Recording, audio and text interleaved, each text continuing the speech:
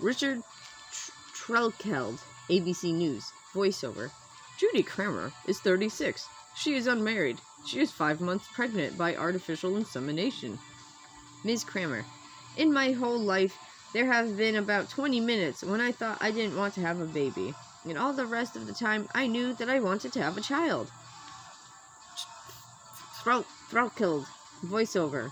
After age 40, having a child becomes biologically impossible for about 63% of American women. Author's note. There is an argument about such numbers. The figure used by Trelkeld is probably much inflated. This is explored briefly on page 106. Ms. Kramer. And if I waited until I was 40 and still didn't have a husband and father and then tried to get pregnant and couldn't get pregnant, I can't even imagine. Words could not describe how I would have felt then. I would have been unutterably sad. And then I would have had this longing for a baby that I couldn't have biologically. Trelkeld, voiceover. To beat the biological clock, more women are considering a whole set of different and unorthodox decisions, like Judy Kramer's choice to become artificially inseminated and raise a child on her own. Ms. Kramer. I know this idea is outrageous to a fair number of people, because in many ways I'm very traditional. This isn't really the kind of thing I would think I would do.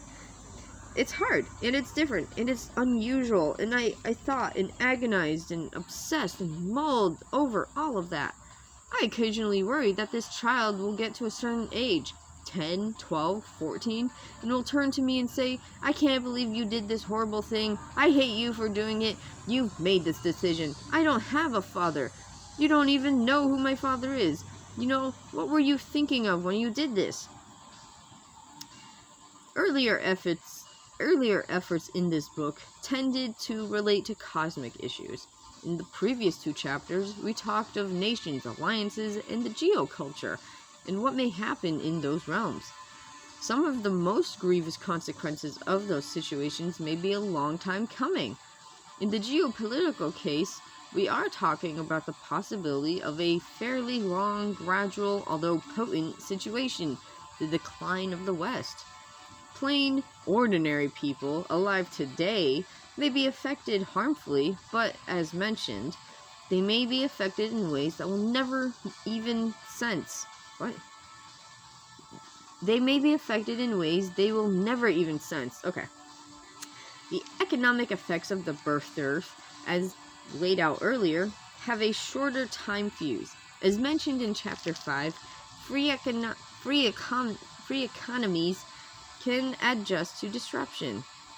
There will likely be economic turbulence and dislocation. There will be losers and gainers.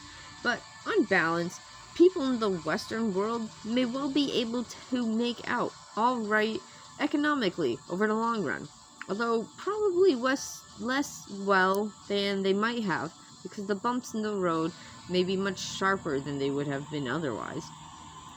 Those bumps may cause some personal economic tragedy, but most of them would seem to be headed our way in the early 1990s at the soonest. Intuitively, my sense is that it will be those businesses that do not look ahead that will probably take the heaviest beating. We turn now to a very different aspect of the birth dearth. It concerns a mentality right now affecting tens of millions of people.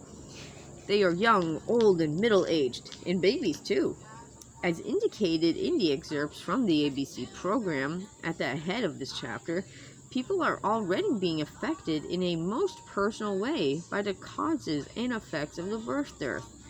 There is little doubt that this will continue and intensify as the years roll on. For many, as they themselves testify, it will mean personal tragedy. Excuse me. What happens in a birth dearth? People have fewer children. One of the reasons for this is that fewer people get married. Let us examine each of these ideas in turn. Less marriage, fewer children. There is less marriage today than in earlier years. As we shall see, in some part, this may be the result of delayed marriage, still to come. rather than wholly due to a decline in rates of people who will actually marry. For certain subgroups in the population, college-educated white women to be specific, a case has been made that there will be sharply lower rates of marriage in the years to come. In 1986, an obscure, unpublished academic study by Harvard and Yale researchers Neil Bennett, Patricia Craig, and David Bloom struck a massive public chord of panic. Black and White Marriage Patterns. Why So Different? By Neil G. Bennett, David E. Bloom, and Patricia H. Craig. Yale University, March 1986. That great sociological journal, People magazine, featured it on its cover. So did Newsweek. Phil Donahue did a program about it. The study dealt with women born during the baby boom years, the oldest of whom are now about 40. It maintained that college-educated white women born during those years who had not married by age 30 had only a 1 in 5 chance of ever marrying. That is, 80% of those unmarried would not marry. Wait, what? It maintained that college-educated white women born during those years and who had not married by age 30, only 1 in 5 chance of ever marrying. That is, 80% of those unmarried would not marry. Okay. For such women unmarried by age 30, the odds went to 1 in 20. 95% would not marry. And as for unmarried 40-year-olds, a by now famous sentence from the Newsweek, June 2nd, 1986, cover story reported that their chances of marriage were about that of being killed by a terrorist. A measly 1% chance of marrying. Now, as it turns out, the reaction to this arcane and probably flawed study was more interesting than the study itself. Fright, alarm, and fear of disaster among young women and their parents. Condemnation of the women's movement for leading women into this trap. Soon this study became known among many women simply as that study. The gist of the story can be gleaned from those quotes from the Newsweek story. Pediatrician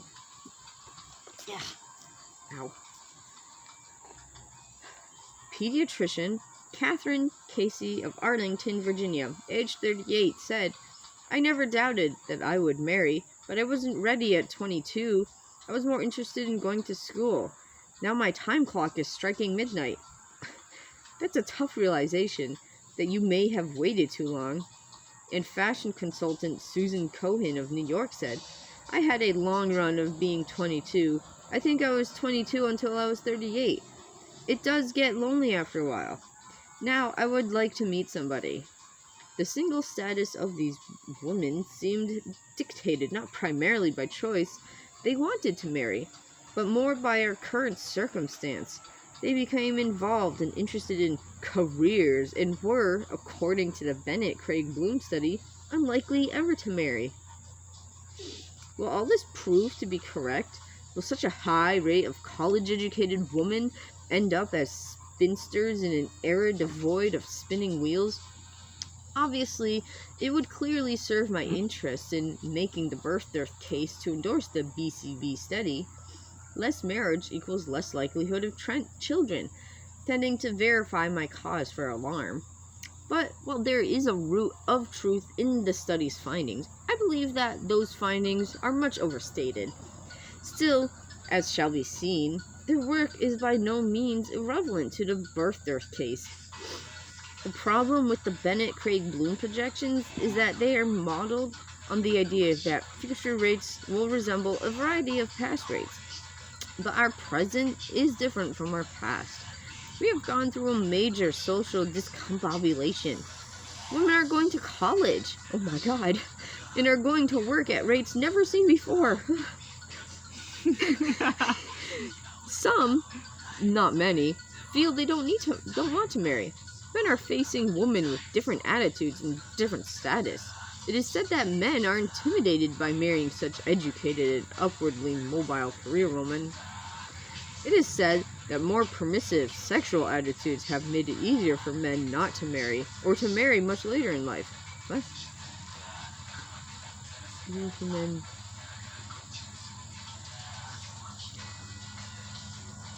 Okay. So, why should we think future marriage patterns will resemble past ones? In the old days, it's true that a large proportion of women were married by age 30 or 35. Under the social standards of the time, those few who weren't married weren't ever likely to. But to compare the data of those few unmarried women of yesterday with today's many unmarried women in a new social circumstance is probably invalid. Marriage delayed will not necessarily prove to be marriage denied. All we know so far is that many women of the baby boom cohort have not married yet. And we don't know the future yet.